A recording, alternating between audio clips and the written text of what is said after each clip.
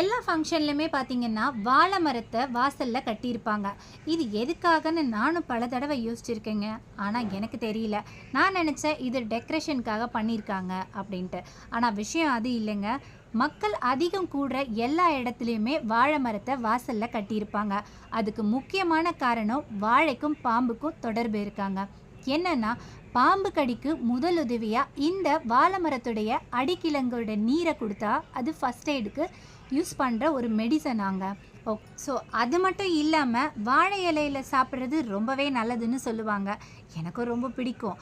ஆனால் எதனால் வாழை இலையில தான் சாப்பிடணும், அப்படி என்ன இருக்குது? ஸோ இந்த வாழை இலையில் பாலிபீனால் அப்படின்ற ஒரு ஊட்டச்சத்து அதில் இருக்குது. ஸோ நம்ம அதில் உணவு போட்டு சாப்பிடும்போது அந்த ஊட்டச்சத்து அந்த உணவோட நம்ம உடலில் கலக்குது.